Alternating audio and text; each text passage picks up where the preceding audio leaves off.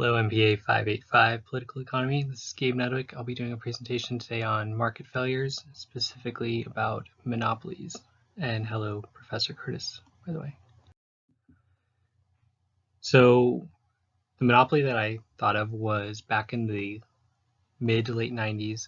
We had Microsoft. Microsoft was the main computer operating system. Everybody had Windows. Everybody had a Microsoft operating system on their computer. But the operating system specifically came bundled with Internet Explorer, which other companies tried to come up with web browsers at the time, but they weren't able to compete because they said that they didn't even have a chance since Internet Explorer was bundled with Windows, which everybody got with their new computer.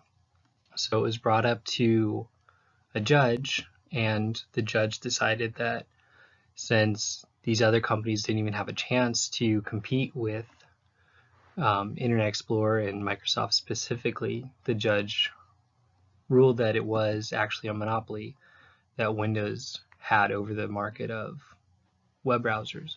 So the judge, his name was Judge Thomas Jackson, in 1999 said that Microsoft was going to have to split up into two companies. One was going to handle Windows, one was going to handle everything else.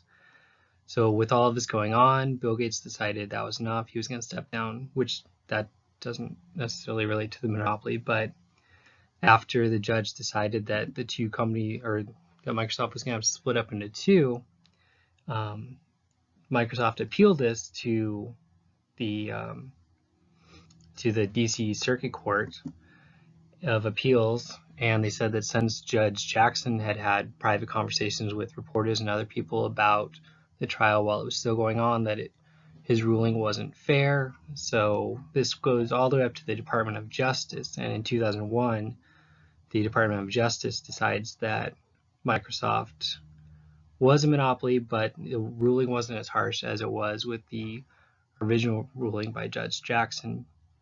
So Microsoft agreed to make it easier for the competitors by giving them more options for their web browsers and things like that, which now it's not as big a deal just because back then with dial-up internet, it was hard for people to get new web browsers, things like that. Whereas now we just go download Chrome or whatever other browser we want to use. But this, again, went all the way up to the Department of Justice, who ruled about what Microsoft had to do in this case. So thank you for listening about this monopoly that I'm sure most of us remember. But thank you very much for listening. Appreciate it. Have a great day.